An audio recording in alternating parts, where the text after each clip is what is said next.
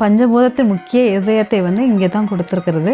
இந்த இருதயம் இருக்கிற இடம் வந்து என்னன்னா ஆகாய தத்துவத்துக்குரியதுனால இந்த இதயத்தை வந்து ஏன் தனுசு ராசி வரும்போது அந்த வழிபாடை நம்ம ரொம்ப அதிகமாக எடுக்கிறோன்னா, சூரியன் இருக்கிற இடத்தில் குரு வந்து பவராக ஆகக்கூடாது, ரொம்ப வலிமையாக ஆகக்கூடாது. ஏன்னா குருங்கிறது கொழுப்பு, அந்த சதைப்பற்று அது. அப்போ சூரியன்கிற அந்த உடனே நடராஜ் சிலையை கொண்டு வீட்டில் வச்சுக்கிட்டே இருந்தீங்கன்னா குடும்ப வாழ்க்கை நடத்துவதற்கு சூட்டபிளாக இருக்காது. ஏன்னா பஞ்சபூதங்களை சமநிலைப்படுத்துறது ஒரு விஷயமாக இருந்தாலும் இந்த பஞ்சபூதங்களை சமநிலைப்படுத்துற யாரால் முடியும்னா மே ஏப்ரலில் வந்து அந்த கோயிலுக்கு போவது இவங்களுக்கு நல்லா இருக்கும். இந்த கோயிலுக்கு அடிக்கடி போயிட்டு வருவது இவங்களுக்கு நிறைய மாற்றங்களை உருவாக்கும். என்ன மாற்றங்கள் உருவாகும்னா படி, ஆளாக்கு இதெல்லாம் வந்து தானம் கொடுக்கலாம், கோயிலுக்கு தானம் கொடுக்கலாம். இதை மாதிரி பண்ணும்போது இவங்களுக்கு அந்த நிறைய மாற்றங்கள் வரும்.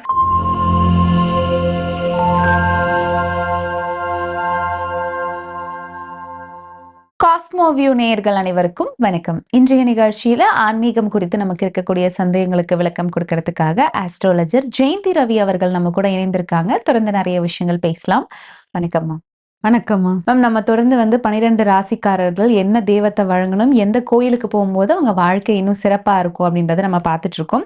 அந்த வகையில இன்னைக்கு நிகழ்ச்சியில சிம்ம ராசிக்காரர்கள் வழிபட வேண்டிய தெய்வம், கோவில் என்னெல்லாம் இருக்கு அப்படின்றத பார்க்கலாம். அதுக்கு முன்னாடி இவங்களுக்கான பஞ்சபூத தத்துவம் என்னமா? இவங்களுக்கான பஞ்சபூத தத்துவத்தில் நான் சிம்மராசி வந்து ஆகாய தத்துவம் மாதிரி எடுத்துக்கொள்வேன்.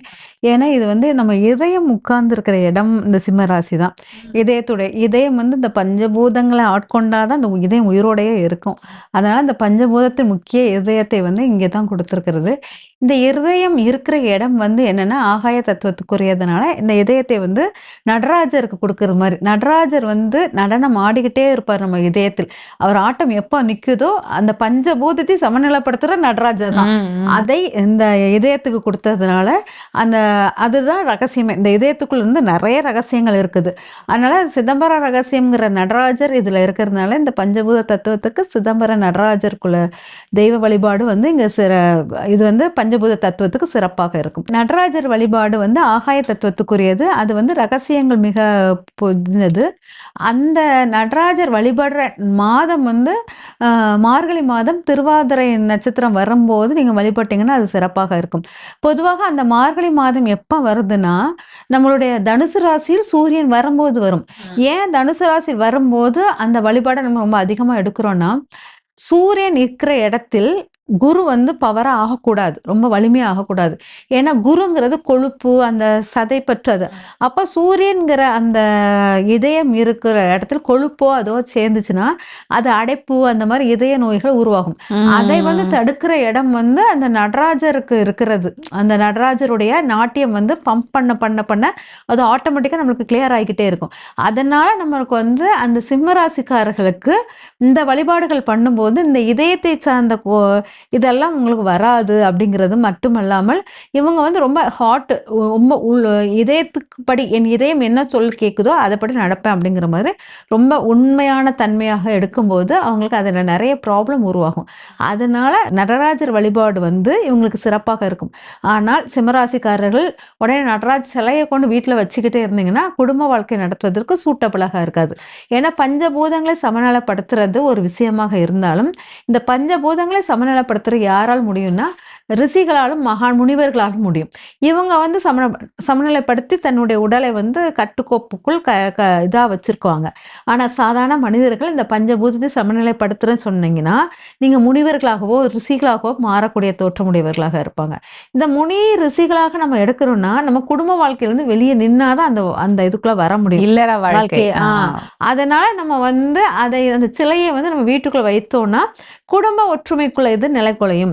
இது வந்து நம்மளுக்கு வந்து இந்த நாட்டியம் இதெல்லாம் நம்மளுக்கு இந்த கலை 64 கலைகளுக்கும் உரியவர் நம்ம நடராஜர்னால, அதனால கலைகள் கற்றுக்கொள்வதற்கு இந்த சிலைகளை வைத்து பயன்படுத்தினா நல்லா இருக்கும். ஓகே, சோ இவங்களுக்கான அதிர்ஷ்டம் தரக்கூடிய தெய்வம் அப்படின்னா என்னமா?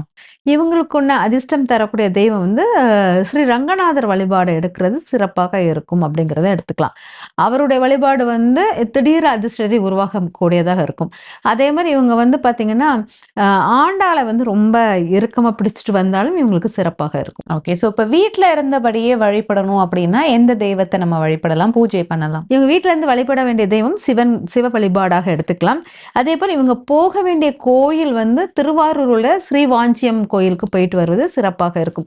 இந்த கோயிலுக்கும் வந்து நம்ம வந்து எப்படின்னா ஆவணி மாதம் போவது இவங்களுக்கு சிறு வாஞ்சியம் கோயிலுக்கு ஆவணி மாதம் போவது சிறப்பாக இருக்கும்.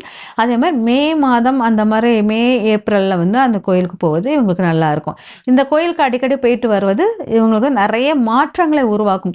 என்ன மாற்றங்கள் உருவாகும்னா, இவங்களுக்கு தலைமை பொறுப்பு, குழந்தைகள் விஷயத்தில் ரொம்ப பவரான ஒரு குழந்தைங்கள் பாக்கியத்துக்கு குழந்தைங்க கொஞ்சம் இதானா கூட அத சமாளிக்கும் திறன் எல்லாமே இவங்களுக்கு உண்டு. அதனால இவங்க புண்ணியக்காரர்களாக இருப்பதனால், நெறைய பொதுமக்களுக்கான விஷயங்கள் தான் இவங்க வெளியே வந்து செய்வாங்க.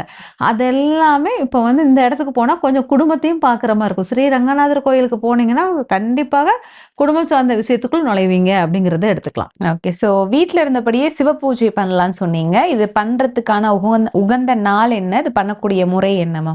இவங்களுக்கு இது பண்ணக்கூடியது வந்து திங்கட்கிழமை பண்ணுவது சிவபூஜை, சோமவாரம் அப்படிம்பாங்களே, அதில பண்றது சிறப்பாக இருக்கும். அதுக்கு பிறகு வந்து ஞாயிற்றுக்கிழமை சூரிய நமஸ்காரம் பண்ணிட்டு, காலையிலே சிவபூஜை பண்ணிட்டு, அப்புறம் உணவு உட்கொள்வது சிறந்த பயனை தரும். சோ சிம்ம ராசிக்காரர்களுக்கான நட்பு ராசி, பகை ராசின்னு என்னென்ன ராசிகள் இருக்கு? இவங்க சிம்ம ராசிக்காரர்களுக்கு நட்பு அப்படின்னா, நம்மளுடைய மேசத்த சொல்லலாம். மேசம் வந்து ரொம்ப நட்புல இவங்களுக்கு இதா இருப்பாங்க. அதேபோல இவங்களுக்கு வந்து தனுசு ராசிக்காரர்களும் சிம்ம ராசிக்கு வந்து ரொம்ப நட்பா இருப்பாங்க. அதே சமயம் ரொம்ப அவங்களுக்கு எல்லாமே விட்டு குடுக்குற தன்மை எல்லாமே சிம்ம ராசிக்காரர்கள் செய்வாங்க அப்படிங்கிறத எடுத்துக்கலாம். அதே சமயம் பார்த்தீங்கன்னா, இவங்களுக்கு வந்து கும்ப ராசிக்காரர்கள் வந்து இவங்களுக்கு வந்து எத எடுத்தாலும் சூட்டபிளா சில விஷயங்கள் யாருக்கும் தெரியாமல் இவங்களுக்கு செய்யக்கூடிய ஒரு ராசினா கும்ப ராசிக்காரர்கள். யாருக்குமே சொல்லாமல் செய்ற மாரி. ரொம்ப ரொம்ப நட்பா உங்க வீட்டுக்குள் வந்து போகக்கூடியவர்களாக, உங்களுக்கு வருமான விஷயத்த பெருக்கக்கூடியவர்களாக இருப்பவங்க வந்து கண்டிப்பாக கன்னி ராசிக்காரர்கள் இருப்பாங்க. ஓகே. சோ பகை ராசி யார்கிட்ட கவனமா இருக்கணும்? அந்த மாதிரி ஏதாவது ராசிகள் இருக்காமா? யார்ட்ட கவனமா இருக்கணும், மீன ராசிக்காரர்கள்ட்ட கொஞ்சம் கவனமாக இருக்கணும் அப்படிங்கிறது. அதே மகர ராசிக்காரர்கள்ட்டயும் கொஞ்சம் கவனமாக இருக்கிறது ரொம்ப முக்கியமானதாக இருக்கும் அப்படிங்கிறது. சோ இவங்களுக்கான பரிகாரம் இல்ல தானம் கொடுக்கக்கூடிய பொருட்கள் அப்படின்னா என்ன கொடுக்கலாம்? இவங்களுக்கு தானம் குடுக்கன்னா, புக்ஸ் தானம் ரொம்ப புத்தகத்த தானம் குடுக்கலாம். அளவு அதாவது இந்த மெஷர்மென்ட் பண்ற எடை. ஸ்கேல்லாம் கிடையாது. பொருளை நிரப்பி வைத்து மெஷர்மென்ட் பண்ணுவோம். ஒரு படி, ஆழாக்கு இதெல்லாம் வந்து தானம் குடுக்கலாம். கோயிலுக்கு தானம் குடுக்கலாம். இத மாரி பண்ணும்போது இவங்களுக்கு அந்த நெறைய மாற்றங்கள் வரும். தானியங்கள் அப்படின்னு எடுத்தீங்கன்னா, இப்ப வந்து நெல் வேற, அரிசி வேற. நெல்ல குத்துனா தான் உமி கலந்து அப்புறம் தான் அரிசி வரும். ஆனா நீங்க நெல்லாக இங்க வந்து தானம் குடுக்கணும். நெல்லாக தானம் குடுக்கும்போது மாறும். சோ இன்றைய நிகழ்ச்சியில வந்து சிம்ம ராசிக்காரர்கள் என்ன தெய்வத்தை வழிபடணும், எந்த கோவிலுக்கு போகணும் அப்படின்றத பத்தி ஒரு தெளிவான விளக்கம் கொடுத்தீங்க. ரொம்ப நன்றிமா. நன்றிம்மா.